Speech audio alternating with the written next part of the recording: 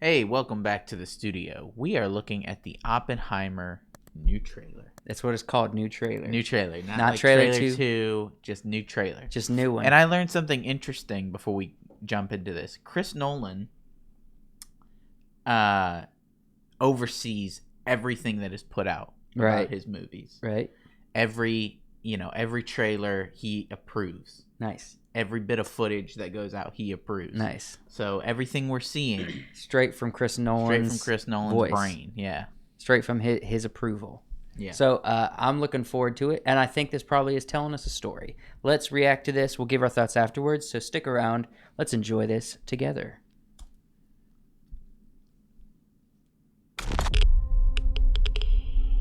Already with the Geiger counter noises. This is a national emergency. Detonator charged. Joshua Peck.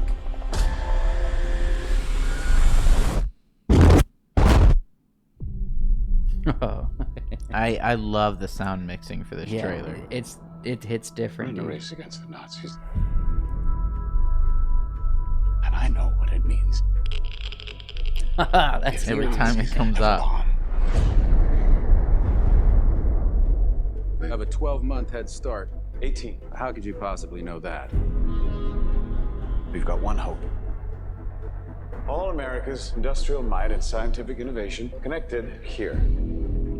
Secret heck yeah. laboratory. New Mexico. Keep everyone there until it's done.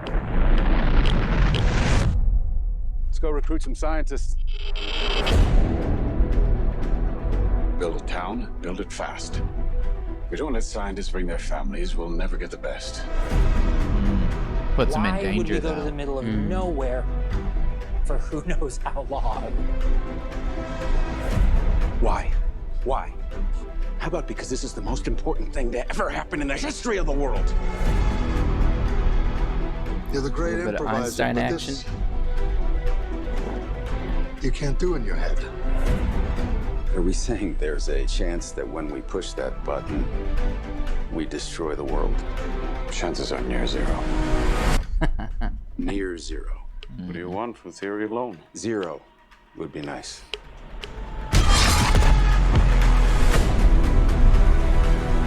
This is a matter of life and death. But I can perform this miracle. World War II would be over. Our boys would come home. Heck yeah, Emily Blunt. That's happening, isn't it? The world will remember this day.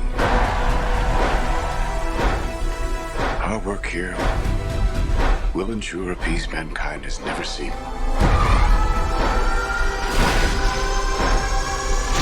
Until somebody builds a bigger one. You are the man who gave them the power to destroy themselves. And the world is not prepared.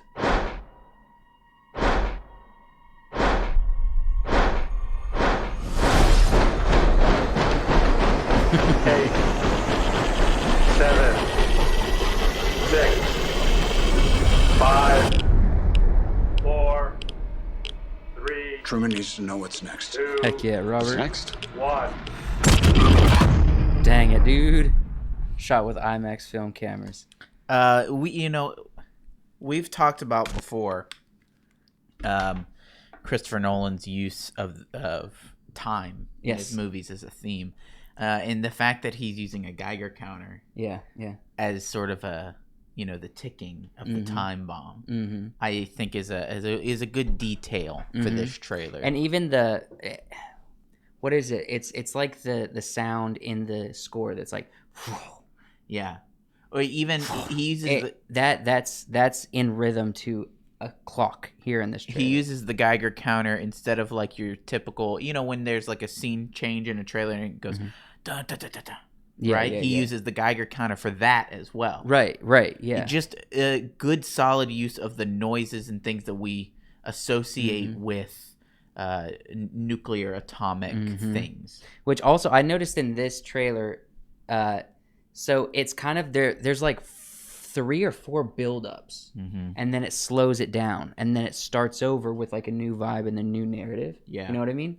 So it's like the trailer's energy and mystery and kind of, I guess, intrigue is climbing, cuts down, and then it climbs up again and cuts down and climbs up again to the end of the trailer. Yeah. So the mood and the energy is up and down, and where typically you're thinking like, oh, let's just kind of whoop, whoop, whoop gradually, and then at the end we'll skyrocket. They changed the format. They're up and down with this. Yeah, because they get to like a point where it's like, oh, here's this place that we're going to be testing these bomb experiments, and then they say something like, we got to get the scientists' families here to get them to do their best work.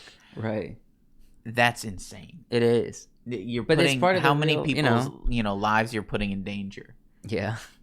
It's a part of what was it's the real story, man. And we actually I made a video kind of introducing you to the actual person of Oppenheimer. Yeah. And I'll put a card above Wyatt's head, just so if you want to watch that video, you can. What other things stood out to you in this trailer? We get a lot of, I think, color gradients. Okay. Just from warm, because we're out in the desert, to cooler kind of fluorescent lighting inside. And then natural light a lot of natural light is basically what I'm seeing. And for a time period piece, you have to use a lot of natural light, and it looks good. Natural light looks really good with this stuff. We very few times I think we get a lot of green. One of the times that we do get a lot of green and it stands out is when he approaches Einstein. That's true. So that's why it sticks out in your head. It's because, number one, it's a familiar face, Albert Einstein, surrounded by green and water. Yeah. Whereas, a lot of the trailer is dirt, sand, desert, and like machinery. Yeah, explosions. Yeah. That's interesting. Tents, that kind of stuff. Bunkers. Yeah. Goodness, there's a lot to this freaking trailer. I just love the energy of it. I don't know if you guys are picking up on it, but Cillian Murphy's communication with his eyes, his nonverbal communication, is outstanding. Especially if you take into consideration that Oppenheimer, as a person, dealt with depression a lot. He was in his head. He was. People thought of him as too obsessed with science and too obsessed with theory. Yeah. And it drove people away from a lot of his relationships. Didn't work out very nicely because of who he was as a person. And once you understand who Oppenheimer was, Robert Oppenheimer, all of a sudden, Cillian's performance stands out to you, and you'll see what he's doing. It's so much more than you see like in Thomas Shelby. There's another level there. There's a little bit of Cillian shining through though. There's very specific Cillian stare. He does this kind of open mouth stare, like that. It's very familiar, and you see it quite a bit in the things he's in. It's just part of his acting. Yeah. But I think, fantastic casting. And how many people do you recognize in that? I think I saw Florence Pugh in there. Florence Pugh was in there. Emily Blunt, Robert Downey Jr. Yeah. Matt Damon. I saw one of the guys from The Boys who plays Huey. Okay. Kenneth Branagh? Yes. Was there at the end. I mean, wow. Stacked. As usual. What a cast. As usual. Who is the guy the guy who plays the villain on Tenet? What's his name? Yes, him, Kenneth Branagh. Oh, gotcha. Yeah, who we saw at the end. Yeah, really good. He also Florence plays Pugh. Poirot. That's right. I never think of that. Yeah. But he plays a villain and Poirot. Yeah, good cast, great sound mixing, beautiful lighting. Yeah.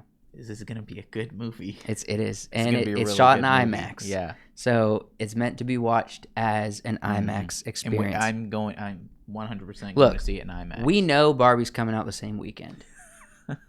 And we already discussed this on our podcast. You can watch that video. Yeah.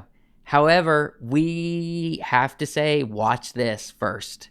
Don't pick Barbie over this. Or, you know what? Go to the theater for a double feature. Oh, double feature it. Yeah. Hit Barbie and then this. Yeah. Spend all your money on this for IMAX. Hit this, and then you need a refreshing to cool off. Jump in with Barbie. But, comparatively, Right.